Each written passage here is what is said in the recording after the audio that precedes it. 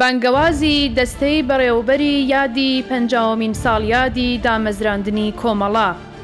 50 ساڵ لەمەو پێش سێ خوێندکاری شۆڕشگێڕی کورد لە تاران بەردی بناغەی ڕێکخراوەیەکی سیاسیاندانا کە دواتر بە کۆمەڵە ناسرا.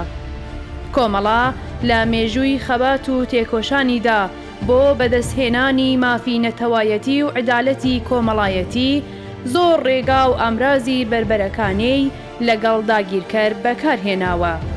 بێگومان یەکێک لەو ئامرازانە هونەر بووە و لە نێو ڕیزی هێزی پێشمەرگەی کۆمەڵەدا دەیان هونەرمەندی شۆڕشگێڕ سەریان هەڵداوە کە هاوشان لەگەڵ هونەرمەندان و نووسەران و شاعرانی کورد خزمەتیان بە بزوتنەوەی ڕزگاری خوازی کوردستان و هونەر و ئەدەبیاتی شۆڕشگێڕانە کردووە.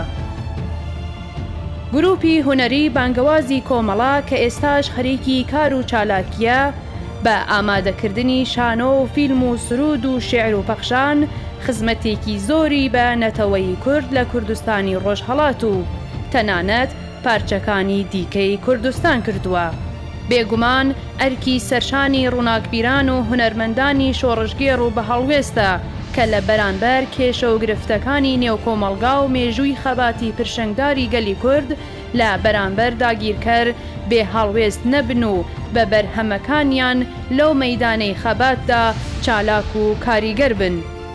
ئێستا کە لە 26 ڕێبەندان ڕۆژی کۆمەڵە نزیک دەبینەوە و کۆمەڵە 50 ساڵ خەبات و تێکۆشانی بێپسانەوەی خۆی تێپەڕ دەکات، دەستەی بەڕێوەبەری یادی 50مین ساڵیادی دامەزراندنی کۆمەڵە داوا لە شاعران و نووسەران و هونەرمەندانی کوردستان دەکات بۆ ڕێزگرتن لەم ڕۆژە بەرهەمەکانی خۆیان لە چوارچێوەی ئەم بابەتانە: شوناسی نەتەوەیی، مافی مرۆڤ، پێشمەرگە، یەکسانی ژنان و پیاوان، ژینگە، کرێکاران، کۆڵبەر، زمانی دایکی، مافی منداڵان، زیندانیانی سیاسی و فیدرالیزم تا ڕێکەوتی 25 ڕێبەندانی 1398 هەتاوی بەرانبەر لەگەڵ 13 فێڤریەی 2020 زاینی لەم ڕێگانەی خوارەوە بۆ دەستەی بەڕێوەبەری یادی 50مین ساڵیادی دامەزراندنی کۆمەڵە بنێرن.